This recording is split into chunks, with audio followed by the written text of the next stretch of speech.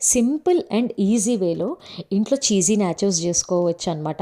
తక్కువ ఇంగ్రీడియంట్స్తో అయిపోతుంది. అండ్ చెప్పాలి అంటే ఇది చాలా హెవీ అవుతుంది. ఇద్దరు లేదా ముగ్గురు తినేది ఇది. ఇద్దరు తిన్నా కూడా మీకు అది లంచ్ లేదా డిన్నర్ అవుతుంది.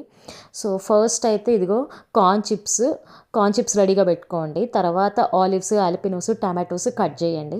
సో మైక్రోవేవ్ సేఫ్ ప్లేట్లో అయినా లేదా అవెన్ ట్రేలో అయినా ఒకదాని తర్వాత ఒకటి లేయర్ వేస్తూ ఉండండి ఈ వీడియో చూపించినట్టు. సో ఇది కనుక మీరు ముందే ప్లాన్ చేసుకుంటే 30 మినిట్స్లో మొత్తం అయిపోతుంది అనమాట. చిప్స్, దానిపైన బీన్స్, దానిపైన olives, jalapenos, tomatoes and mixed cheese వేసేసుకుంటే చాలా చాలా బాగుంటుంది. ఇదంతా తీసాక చీజ్ మెల్ట్ అయ్యే వరకు అవెన్లో కానీ మైక్రోవేవ్లో కానీ పెట్టేసుకొని కాంబినేషన్గా గ్యుకోమల్ అండ్ సోర్ క్రీమ్తో తింటే అద్దిరిపోతుంది. పక్కా ట్రై చేసి ఎలా ఉందో నాకు చెప్పండి.